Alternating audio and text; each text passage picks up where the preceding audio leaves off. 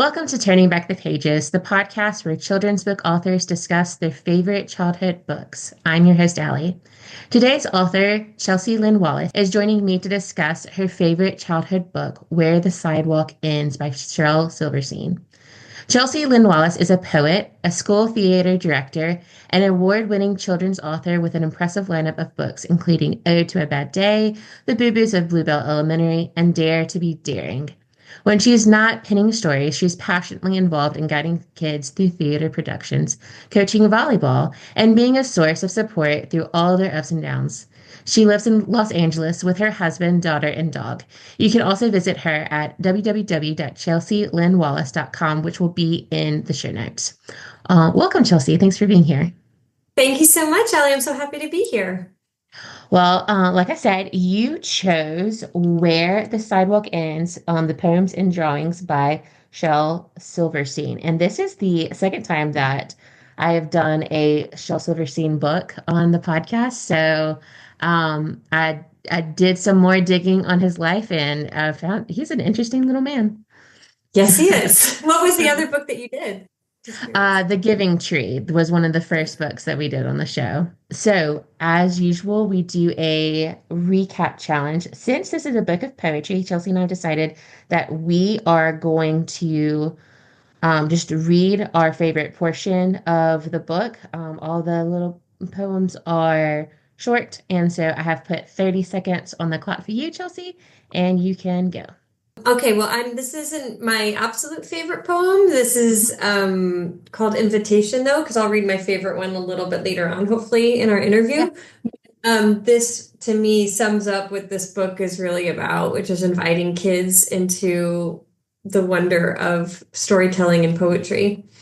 If you are a dreamer, come in. If you are a dreamer, a wisher, a liar, a hoper, a prayer, a magic bean buyer. If you're a pretender, come sit by my fire, for we have some flax golden tales to spin. Come in, come in. Beautiful. I love that one. And that was the time. My favorite has less to do with summing up the book, but I just really thought this one was really cool because of the way it is laid out. It's Lazy Jane, and I know people can't actually see, but I love the way that it is set up. So I will just read it. It's called Lazy Jane.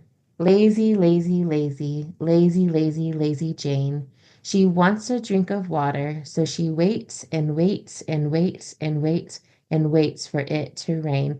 And the way it is written is there's only one word per line, and it goes all the way from the top of the page to the bottom of the page where Jane is lying flat on the ground with her mouth open. And I just love the way that Shell plays with both the art and the words show the story, and then the words just help complete the story, which is So what I good. find so fascinating about poetry And and picture about books. Shell and just in Yeah. general.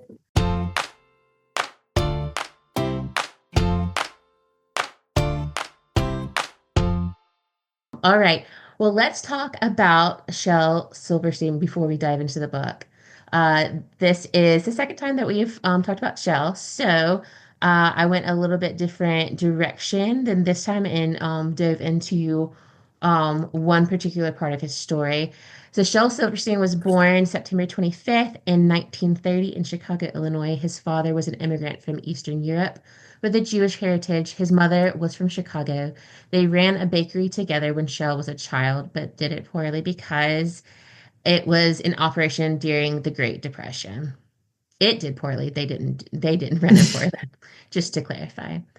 Shell briefly attended Roosevelt University before he was drafted into the U.S. Army. Shell would eventually have a career as a writer, a cartooner, a songwriter, and a musician. Do you know which career he got his start in? Yes, I do. I believe so. Once he left the army, and while he was in the army, he started doing cartoons. So Yes. yeah. He started, Yes. that's when he started drawing cartoons for the publication that was part of the army. And Mhm. yeah. Yep, that is correct. His first career was in Hmm. cartoons and drawing. So he was published in the Roosevelt Torch, which is the student newspaper of the university he went to, and then in the Army he was published in the Pacific Stars and Stripes. So that was the first of his actual career. And so while these were the first of his artwork to get published, he started drawing in his childhood. He says, when I was a kid, 12 to 14, I'd much rather have been a good baseball player or a hit with the girls, but I couldn't play ball. I couldn't dance. Luckily, the girls didn't want me. Not much I could do about that. So I started to draw and to write. I was so lucky that I didn't have anyone to copy, be impressed by. I had developed my own style. I was creating before I knew there was a Thurber or a Benchley or a Price and a Steinberg. I never saw their work till I was around 30. By the time I got to where I was attracting girls, I was already into work and it was more important to me. He asked that he would still rather be with girls, but he couldn't quite give up the habit of working. So the dedication of this book, the Where the Sidewalk Ends, book of poetry, is dedicated to Ursula. It reads at the beginning, and it's in like a little balloon that a hand is holding a balloon, and in the balloon it says for Ursula. Do you know who Ursula is? Ursula Nordstrom, Great. editor extraordinaire, legend. And Yes. she was also Margaret Wise Brown's Hmm. editor. And yeah, Shell was still doing cartooning, and he had started doing some adult writing as well. And then when he met Ursula, one of my favorite catchphrases of hers, or not, I mean, that's probably more, just one of the things that she has said that I just love, and I just feel like it encapsulates both her and him, is that she loved good books for bad children. And Yes. what I love about that is that that's like the epitome of who Shell was. Like he was very disenchanted by the literature that was coming out for children, Hmm. especially. Just it was very heavy in the morals and be good and follow Hmm. the rules and have manners, and everything had a lesson. And then the other part of children's literature, which he wasn't a huge fan of, was the fact that like for instance E.B. White had like the Spider and Stewart, and these were he says that children were already at a disadvantage as far as power, just Hmm. organically, right? They're children. And then you have these, sort of helpless creatures as their protagonists that are in danger or dying or, whatever, always in fear. And so he was more wanting to break all the rules and didn't really I don't even know if he really wanted to write for kids. He just wanted to write for kids. Like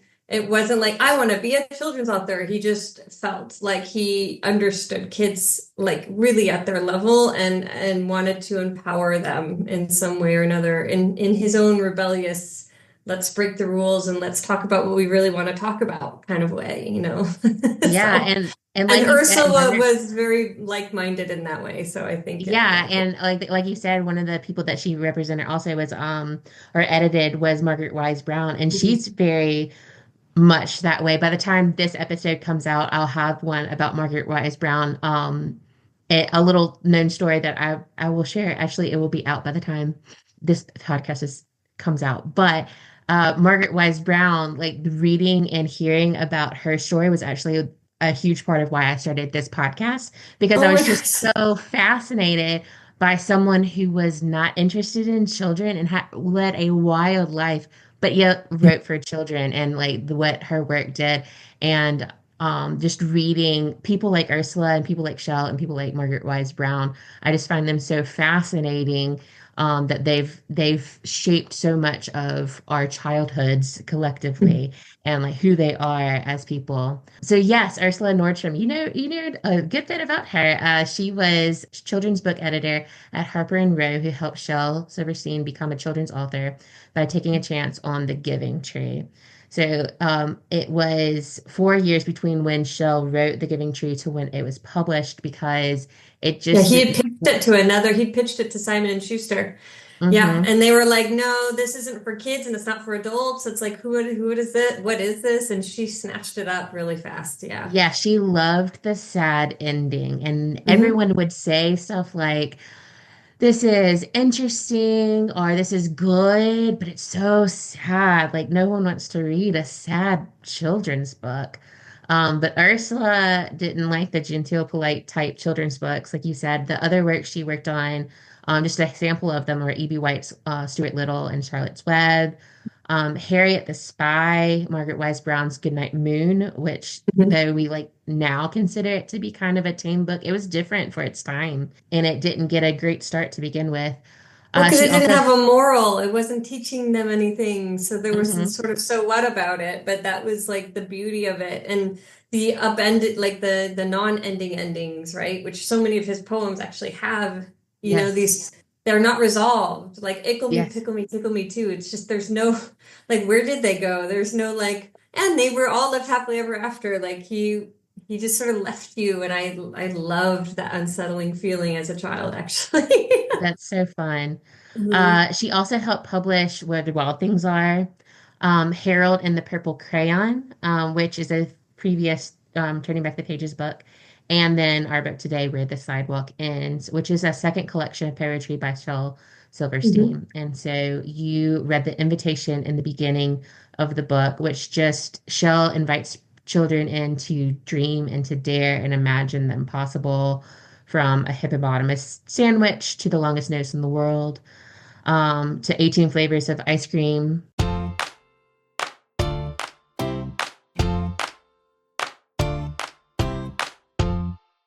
So, Chelsea, why did you choose Where the Sidewalk Ends? When I was first grade, 6 years old, my mom they were trying to get me into this private school in Michigan. And I guess, oh no, I'm sorry, it was Colorado.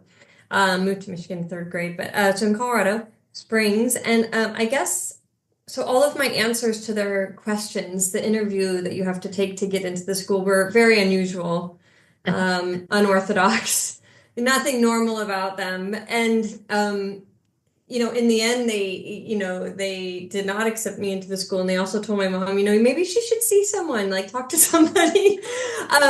So my mom, actually being a psychiatrist, she was all for that, and not so much of as a bad thing, just like, oh, I'm curious. So I Mhm. went to see a child psychiatrist.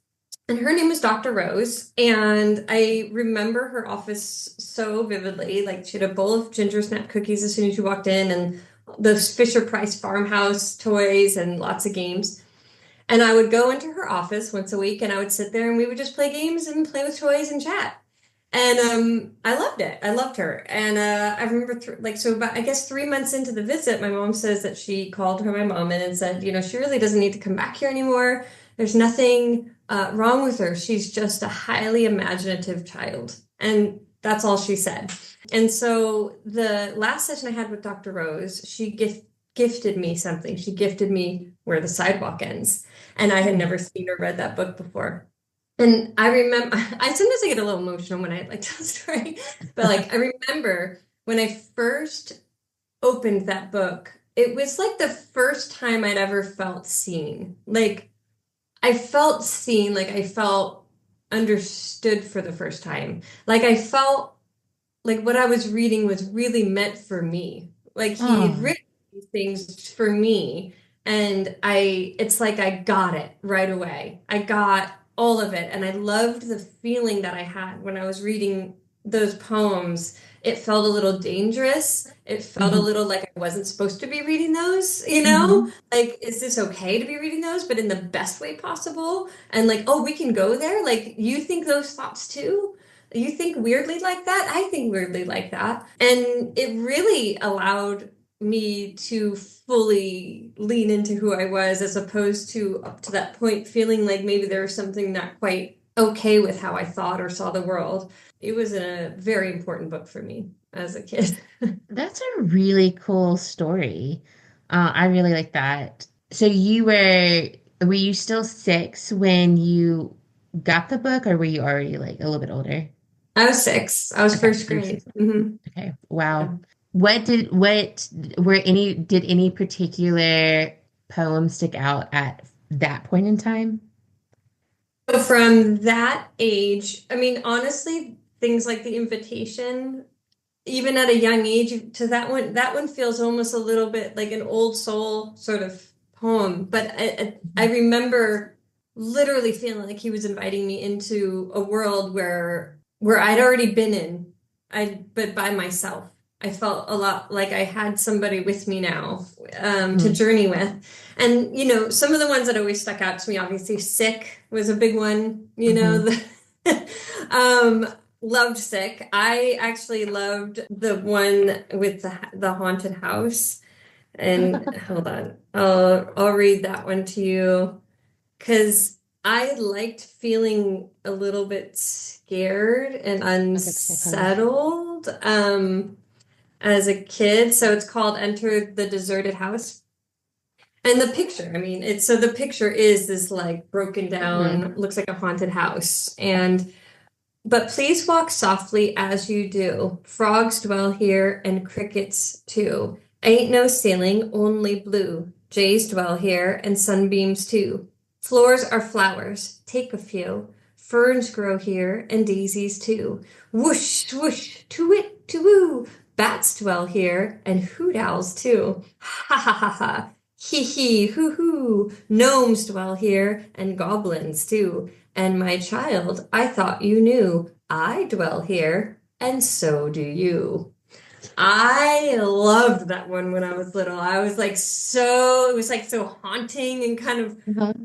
free and awesome. And I was like, okay. And honestly, so I started writing poetry as soon as like in starting in when I was 6 and Oh. because of him. And so many of my poems are like creepy. They're like about ghosts or bugs in your soda that are monster bug. It's like eerie. There's one that I wrote and I still have them all. They're right here. Oh, But I I love have that. yeah, because my mom kept them all. But like wacky poems that and this one's called The Eerie Eyes. So like it was raining and I was cold. I was sleeping as I was told. The night was dark, the stars so bright. It was very late at night. The wind blew hard, the moon so full. I saw some eyes just like a bull's. They peeped in, they peeped out, and it goes on. But it's like creepy. It's like eerie. So I liked, he sort of allowed me to just go there, to just go to Yeah. those like dark places that felt a little dangerous. And um so that as a kid, I really liked those a lot. And the other one that stood out to me as a kid, and it was unsettling in a different way, was Sister for Sale. That one was tough for me a little bit, Uh-huh. but I was drawn to it at the same time. Like I wanted to read it, but it also made me feel really sad. Uh-huh. So yeah, I don't know if you're What familiar. what drew you to it, do you think?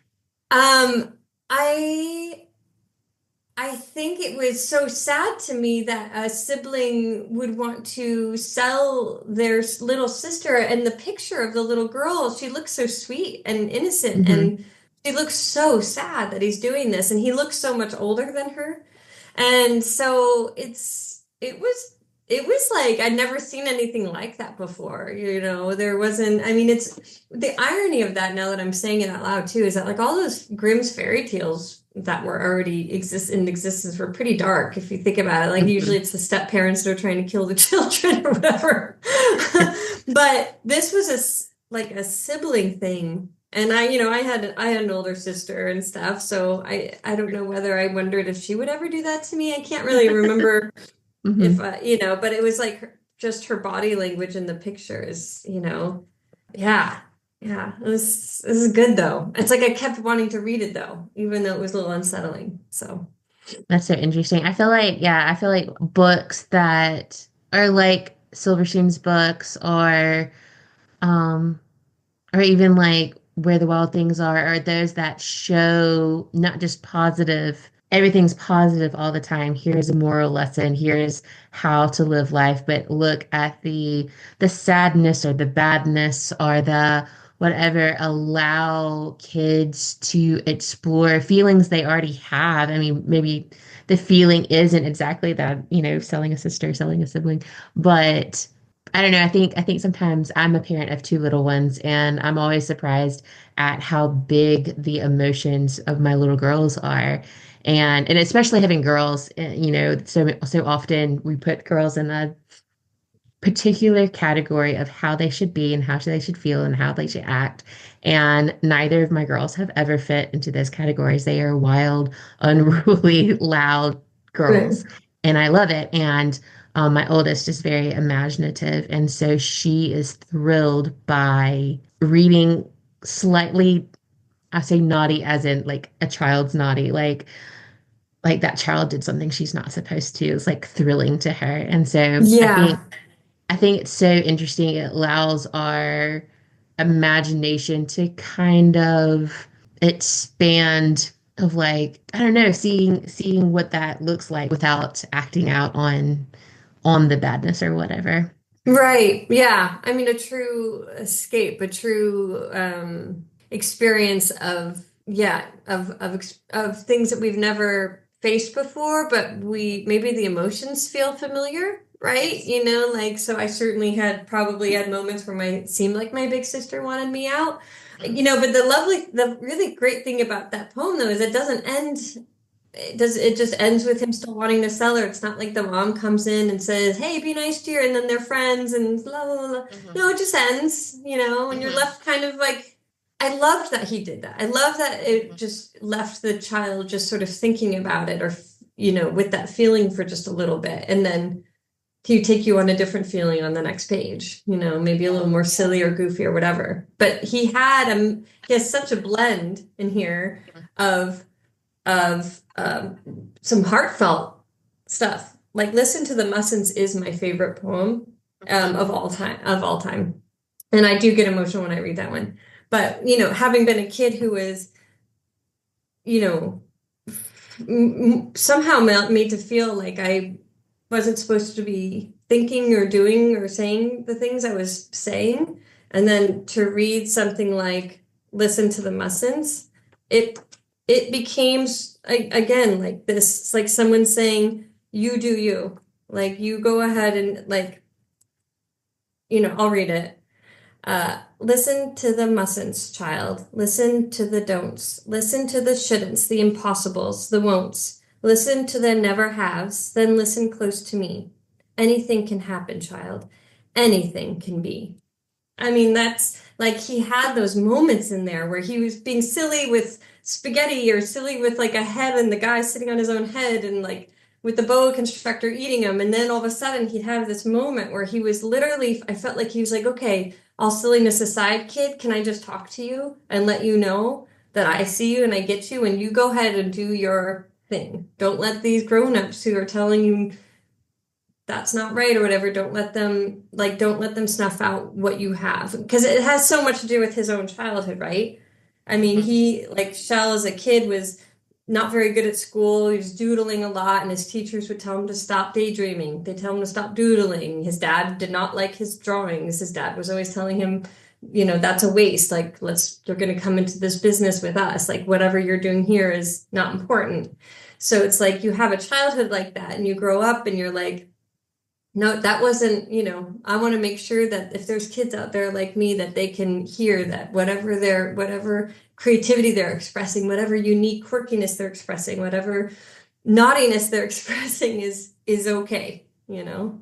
I think that's a beautiful thing. So, I think that's why people like Shell are such interesting children's authors because they're so truthful and they're just not afraid to tell children the truth. That one stuck out to me when I've rented this book several times for myself and read a few to my girls, to my oldest, she's almost 7.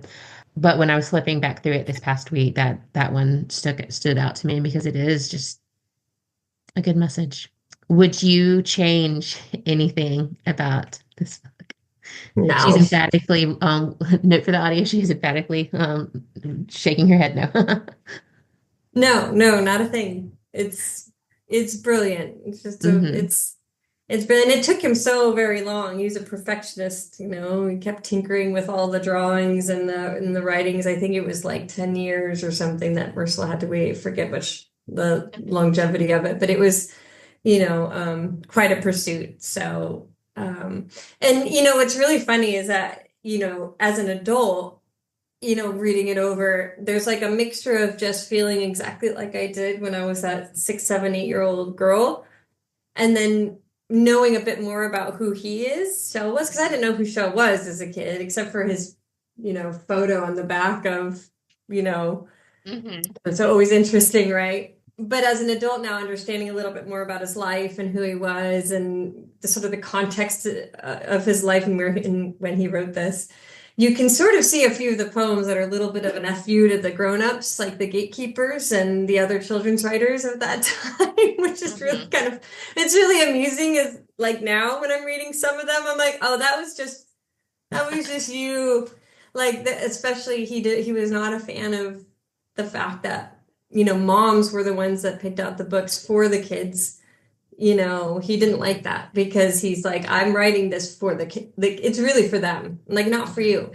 So Hmm. you're probably not going to like any of this, but they will. Right. So, and then instead of trying to like write for the moms, he just wrote directly to the kid and hopes that they would find it. It's Yeah. just so funny to me. It Um, is. That's where you have to have a good librarian that knows, or a good psychologist that knows, psychiatrist that knows this child needs this book. right? Yeah, exactly. It's like those That's librarians that used to give the scary books. Oh, now I forgot the name of the. There's like a book of scary stories that scares the living Oh, daylight. I know what the one you're talking about. Just, scary stories to chill your Yes. bones, or scary stories to Yes. tell at night, or whatever. My daughter, when she was in first grade, her absolute favorite book ever sticks after me. So she like loved it. Yeah, Yes, I've heard of librarians giving that to book the children that they know can handle that. My oldest, as even though she loves hearing like bad things, what she would call bad things, um, she would never sleep if she read that one. She's a little bit scared of things. Were yeah. you an avid reader as a child? It's so funny when I read that question that you had, because my sister was a voracious reader, just Hmm. absolutely insane, and so were my parents. And I think in comparison to her, I didn't think I was. But Hmm. if I'm really, yeah, I think I was reading quite a bit. Just she was such a crazy reader that I never really saw myself that way. I saw myself as being more social and wanting to talk and Hmm.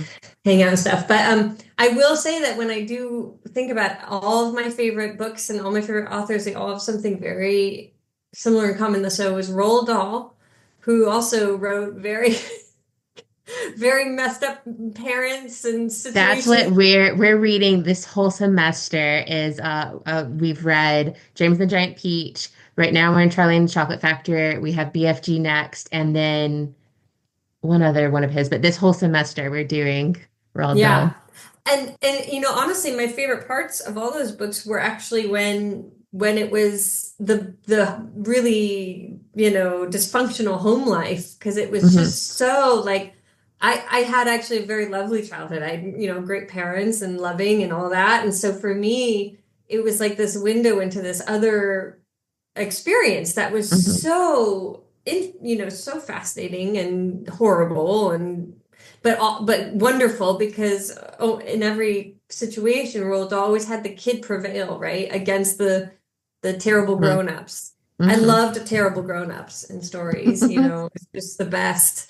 So Roald Dahl. William Steig was another Hmm. one of my absolute favorites, and you read some of his stories, and it's like, I'm surprised I wasn't traumatized. Like, I mean, Sylvester and the Magic Pebble, and I think that parents at one point hold a funeral for him or something. Like, he's got, I mean, it's like really, they really go there. It's like, Uh-huh.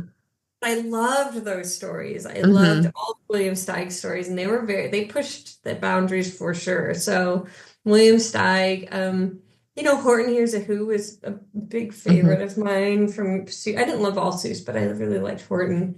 Yeah, I mean, so yeah, all those authors, they just had a little edge. Right. Yeah, the scary stories, I had that collection as Oh well. yeah. I did Yeah. not read that until I was older, because I was a scaredy cat growing up. Have you ever read Kevin Wilson? He's not a children's book author. He writes stories for adults, but his short stories, Baby, You're Gonna Be Great, I think is this collection of short stories. There's one of them in there that reminds me of the grown-up version of like Roald Dahl, where it's just like these stories are crazy, but I love them. And Journey to the Right. with his Again, anyone listening, not for children at all, but they have that same haunting feeling to me.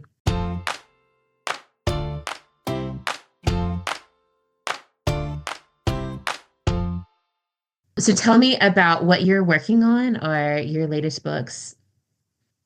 I'd love to. Thank you for asking. I know this isn't so you can see. So I've had a few books come out. Ode to a Bad Day just Hmm. won the Horn Book Golden Globe Horn Book honor, and then I'm sorry, the Boston Globe Horn Book honor. So sorry, it's award season, so my head was in Golden Globes. That'd be cool though. Boston Globe Horn Book honor, and then the Boo Boos of Bluebell Elementary. And Dare to Be Daring. And all of those are in rhyme. So I definitely, if you read any of my stuff, you can definitely probably hear a little bit of Shell inspired rhyme and poetry in almost everything I do. Hmm. So Dare to Be Daring is the most recent. So that's about kids doing things that scare them. So, Hmm. and it did start as a very scary book for kids. It just kind of, and then it sort of turned more into more everyday scary things, not so much Halloweeny scary things. Right. And the Bluebell is about kids who have all sorts of different issue problems at school, and they go to the school Hmm. nurse, so lice and puke, and so again, very Shell. I just push the boundaries. There's all kinds of grossness, and it's amazing. And Oh Too Bad Day is about a girl who's just having a terrible day, and she's owing to the things that are annoying her, and it's very much on a kid level. It's just the Uh-huh. sorts of things that kids wouldn't don't like errands at chores, errands after Worst. school, and line cutters, and when your mom forgets to pack your dessert, and it's also, so it's written in poetry. And then I have a book coming out with who I think is like our contemporary Ursula Nordstrom, which is Taylor Norman. So Hmm. she is just a unicorn of an editor. And she actually worked with me on these two while she was at Chronicle, and now she's at Holiday House. Okay. And she just sort of became the new Neil Porter of Neil Porter imprint. So she's the new director Okay. of that imprint, which is amazing. So she and I have a series of books coming out, and so sort of the first, although it's a little bit like the second because this was School Nurse.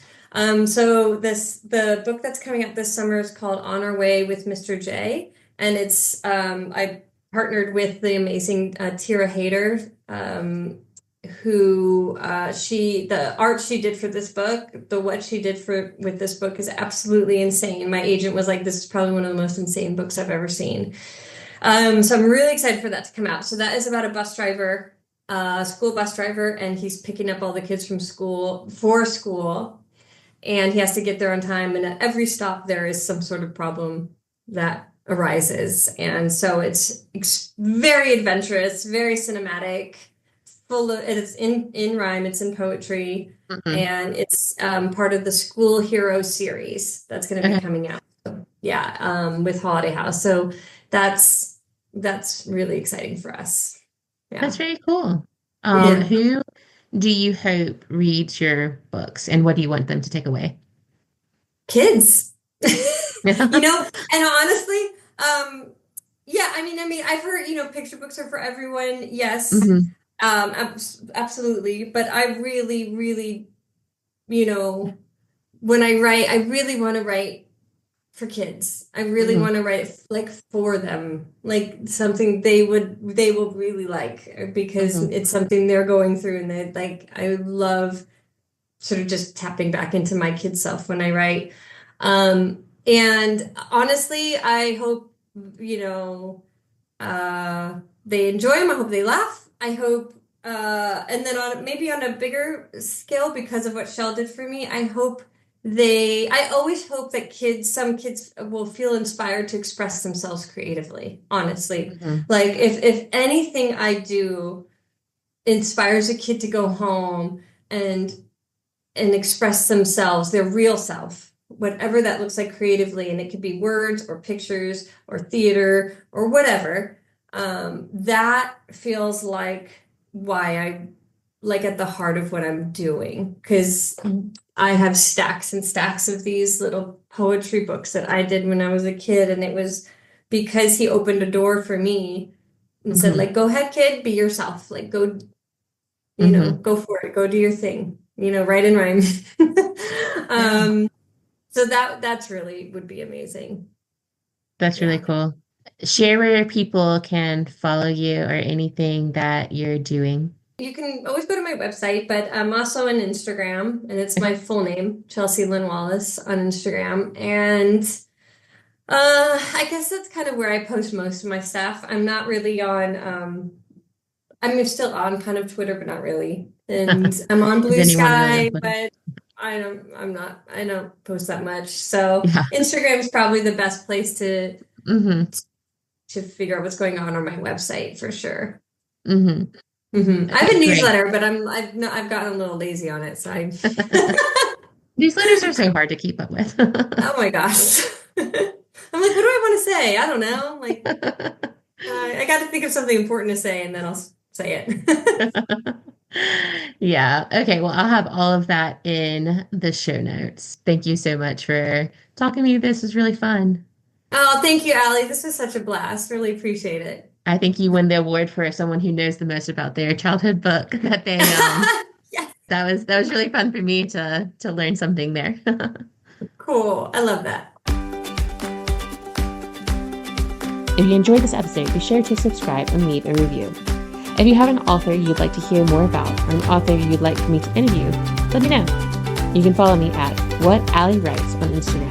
Allie is ALLY. And don't forget to subscribe.